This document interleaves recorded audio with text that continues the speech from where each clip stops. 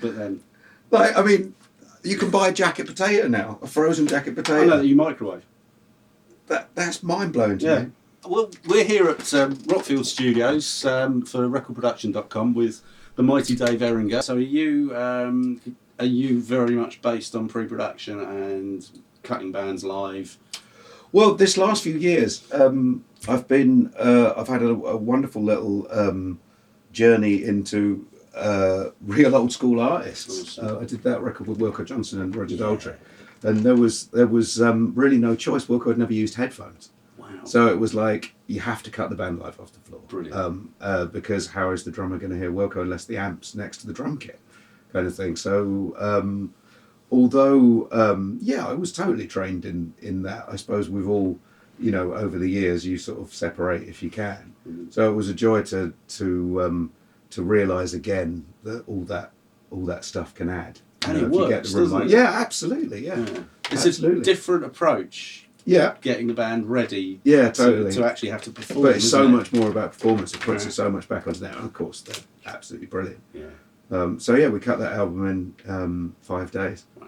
Which is just brilliant. I mean, Wilco was dying. Yeah. In theory at the time. Yeah. Of course, thank God that Yeah. wasn't actually the case. But so we had a real impetus to that. But that led on to doing a solo album with Roger Daltrey, which we cut here. And that was the same thing. I had Jeremy Stacey playing drums in there, and Mick Talbot on the piano right next to the drum kit, and just loads of duvets and shit on the top, and the mics and the piano. And you know what? The mics and the piano, it's really good. There is really good separation. Yeah. But they do add to the drum sound as well. Absolutely. Like one of the tracks just starts with the drums and the pianos resonating, and it sounds great. Yeah. And it's an interesting one, just sort of digressing on that, because it's not the livest room in the world.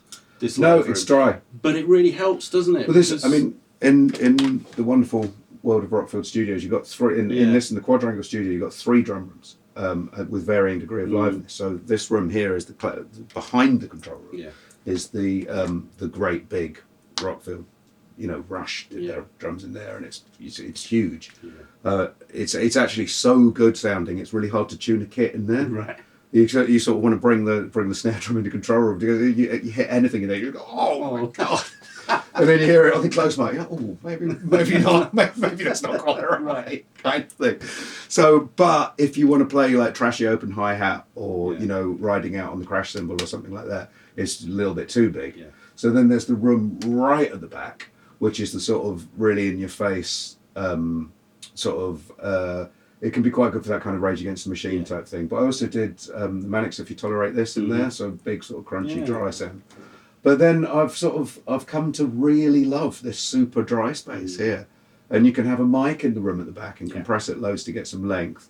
And I've got the kit in front of a little booth, and you can have a mic in there, and there's this weird little bass drum resonance. And the mics are just really well balanced in that room. So just stereo ambience in front of the kit. And it gives you a bit of versatility, doesn't it? Because you can approach your project as like, well, we're going to cut everything live, and we can just keep working, everything's set up, we can get back onto something. Oh, completely, yeah. So with this band I'm doing here, we're cutting it live, and I've got like 6 guitar amps in there, all set up, all multi-mic'd, everything, so I've got complete separation in that instance.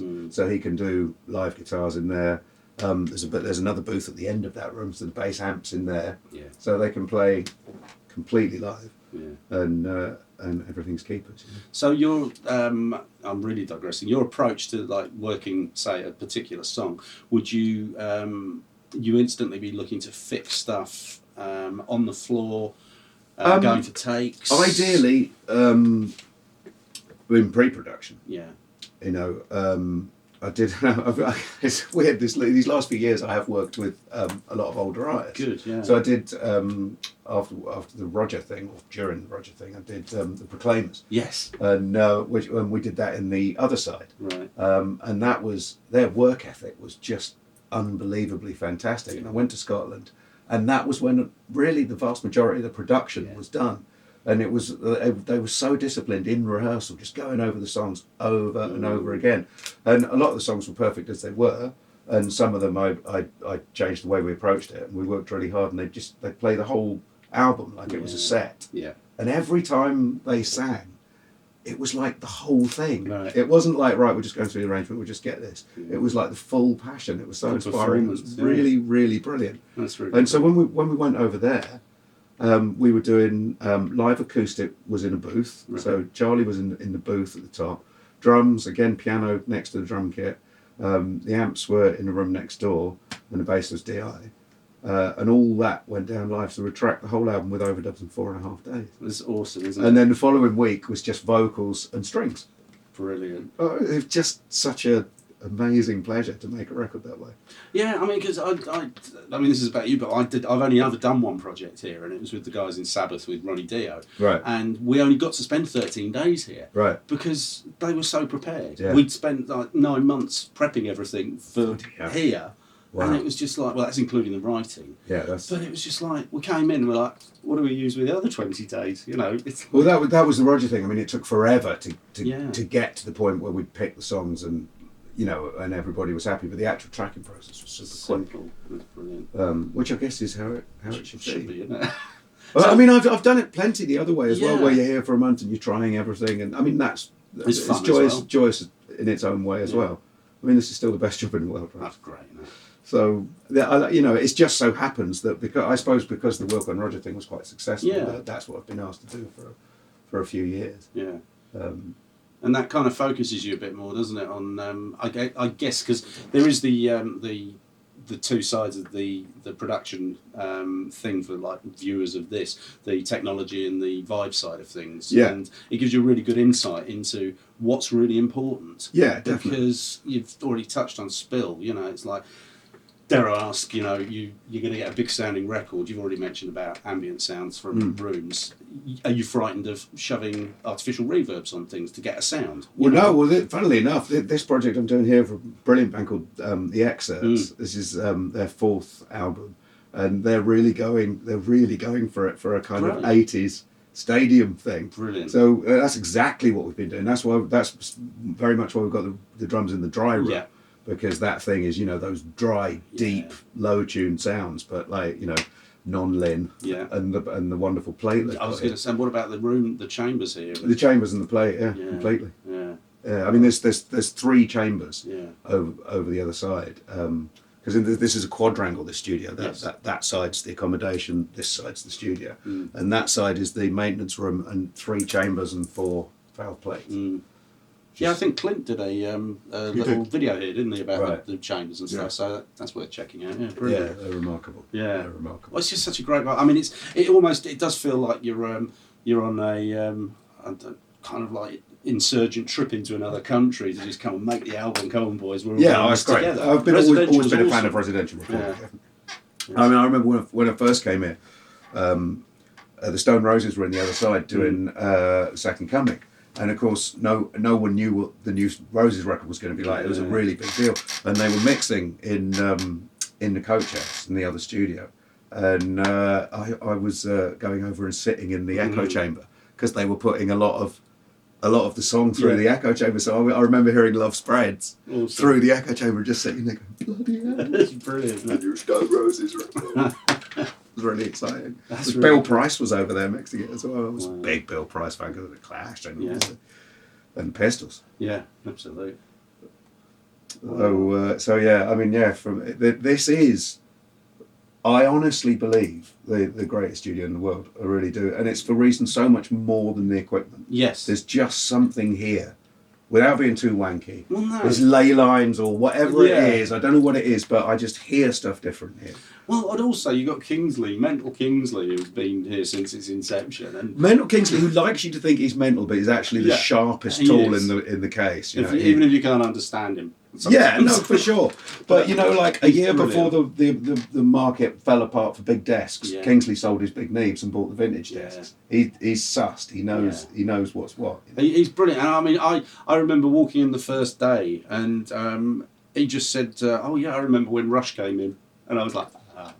You know, and he started so telling me stories. Rush were making Farewell to Kings here. Yeah. And they came up to him one day and they said, "It's all getting a bit much. We need to do some manual labour. Can we do some painting for you?" That's and they right. painted the windows. Yeah. Like they just needed a Well, bit Neil of was doing his normality. kit or something. It was brilliant. mental. It's awesome. Yeah, no, of course. And I mean, Spectre was here in the 60s. And then Queen, obviously, and, and Rush, and then in the 80s, Echo and the Bunnymen, and like War, It's just something and about the 90s, of course, it's this, Yeah. Manics, Roses, Mm. And then, right up to now, I mean, Royal Blood. Yeah. Pixies. Yeah. It's brilliant. I mean, I'm just so pleased to see it still here. It's wonderful. And seemingly so busy. I mean, we'll have a look round how you've got it set up in a bit, because it's just brilliant. I love your posts. Facebook, Dave's in Rockfield, and there's the lights. And it's he's moved in. I do have I think the lights are something that I've done for years. I do think it's important. It's seriously important. It's important, obviously, because it's nice to be in. Yeah. But it's also, I think, if you're working with a band for the first time, it's a moment when they see that you're on their side, and you really care, and that matters. Yeah. In terms of them, performance is such even just playing. Obviously singing's a very naked thing. Yeah. But I play a bit of keyboards, and when I go, even now after however many years in the studio, if I go out and I'm doing a Hammond overdub or something like that, and the tape stops, and then there's silence, and someone doesn't press talkback straight away, I immediately think they're slagging me off. It was shit. I'm shit. And like you have to get you have to make sure that there's none of that. It's a very naked thing performing. Yeah. And as soon as they think that you're on their side and that you're one of them, and it's a small thing, but it's a massively important part. I mean, it's like getting to know the band, hence the pre-production thing. Yeah. Getting to know a band before you set foot in a studio with them is massively important. Finding out who's maybe falling out with who, or the politics. I mean, like 80% of the job. If you take apart, I mean, because these days most of us produce and engineer. So if you take the engineering side apart, 80% of the job of production is psychology. Right? Yeah, totally.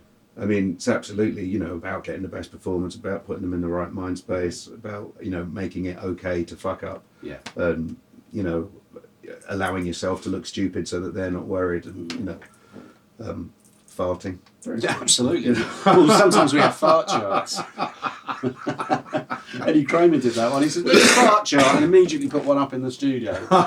And it stuck with us for quite a while, actually. Brilliant. Along with the smells. Good for you. So, talking of, because you mentioned like the Manics, and then you've gone for Wilco Johnson and Roger Daltrey. So, Manics was at a point where you were kind of working with them as they became successful. I was the T-boy on their first indie single. So that you kind of grew up knowing the guys, and you've done lots with them, and with James especially is like a big brother to me, Yeah. and has always been one of my closest friends and harshest critics. Yeah.